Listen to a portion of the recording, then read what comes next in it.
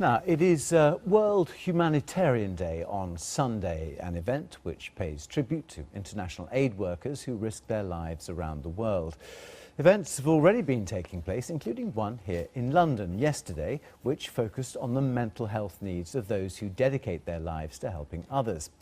A study by the consultant psychologist Fiona Dunkley found that of the aid workers who asked for psychological consultations after their assignments, only 20% felt their organisation offered sufficient psychosocial support.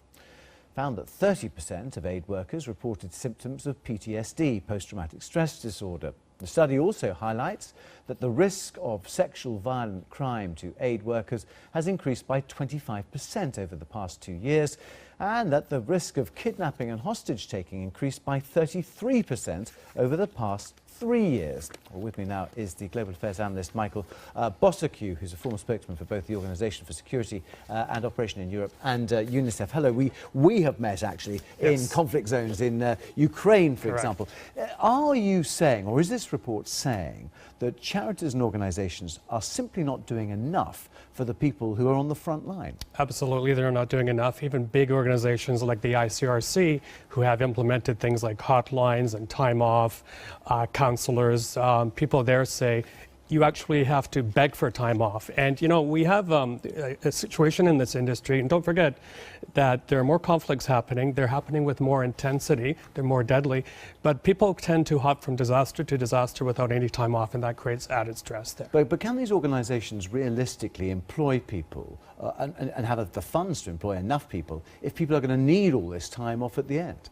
I think so, and you know, it really, at the end of the day, it's up to the donors, for example, here in the UK, DFID, to press these organizations to provide these types of counselling services, but also that time off, because the quality of interventions or projects really depends on the quality of the people working on the front lines. And just quickly, I mean, today we were reminded of a tragedy at Amnesty International. 2 staff members from the UK committed suicide, and they weren't even in the field. No, but we don't know quite what was behind that, do we? So you can't draw that link necessarily here. I mean, you have travelled around a lot. You've been in dangerous situations. Just tell me about the sort of stress that you and indeed journalists feel in scenarios like this, and how that manifested itself for you and your colleagues. Well, yes, the 2 careers are very similar: humanitarian aid work and journalism. And actually, it's kind of awkward for me to talk about this personally because I am an advocate for this and a spokesperson. But yeah, I mean, my first 3 months in Ukraine for the OSCE, we had 2 kidnappings and the crash of MH17.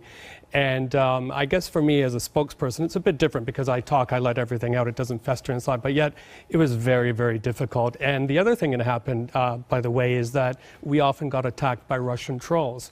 They would scrub our personal or social media accounts and then put it out to the world, and that creates this added stress, so very difficult. And for people coming into the business now, I mean, it's a very different organisation than it would have been 40 years ago, isn't it, when none of these things were really confronted.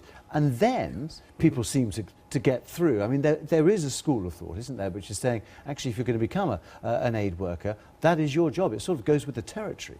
Well, it does go with the territory, but honestly speaking, I think there's very little screening going on. And remember, the industry has gone through its own Me Too movement, and quite a few bad apples there. But I think it has to be recognized that people, especially after a traumatic event like an earthquake or a conflict zone like Eastern Ukraine, they're going to need time off. They're going to need counselling afterwards because it's a very, very difficult industry. And just briefly, I mean, there will be some people, though, will there, who will just not be suited for this sort of work. You know, they will not be able to go back to work afterwards. And surely aid agencies and organisations need to take that into account as well. Absolutely. I said that yesterday on the panel, is that when there's a traumatic event, typically professionals are taken away from the field, sent home, and then they're brought back and either put in the field or in headquarters. And again, without the proper time off and without the proper counselling, they're not going to cope well at all, even the hardcore professionals. Okay, Michael Bociurkiw, good to see you. Thank you very much indeed. Stay with